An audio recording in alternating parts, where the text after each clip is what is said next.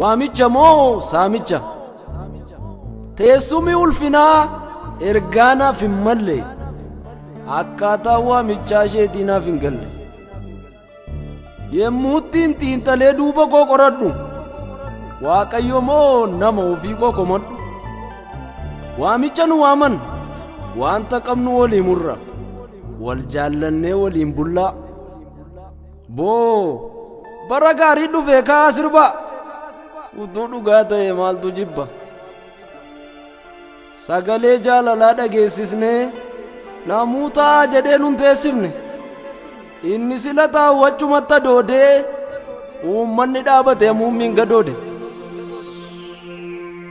Keessummaa buufatee hiriira dhaabatu, maatii nyaatee dhugee ittiin wal darbatu.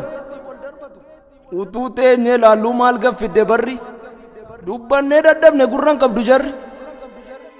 Nama waaqa godhanii ol fuudhanii waaqessu, tulluu sobaa tuulanii mataa nama naannessu.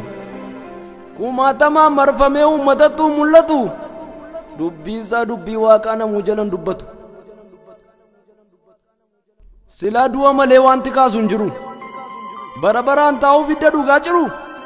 Akkanumaan qallachaa malkaan kijibaa guuti, ankoomee biraan qabu baga jiraate duuti. Waamicha nu waaman soba nutti kuulanii, dhugaa nutti fakkaannaan maqaa nurra tuulani. Akka waan aduun dhiite dukkanumaan bariitu, itti waamamaa jirra maqaan baateen deebitu. Yookaan manatti hafnee qe'een jabeessine, qixxa namaa teenyee seenaan galmeessine. Kanan seenaa godhee dhalootaaf barreessa, kun waamicha miti saamicha maleessa. Tokko booka dhugaa tokko moo eebicha, maaf kun ta'een kaanaan kaballaaf reebicha. Nam miidhame jedhee dhibee isaan dubbatu, kun biyya moo boolla dhalli namaa keessatti gubatu. Biyya sobi dhaalee dhugaan hin mul'anne, waan gaariin dhalatee keessatti hin guddanne. Fiigee biyyaa ba'ee Oromoof dhaalchisa, haadha gabuu duutee alagaa nyaachisa. Garaa gargar cabee fayyuu dide baraani, warra ilkaaniin kolfaa wal suqumu malaani.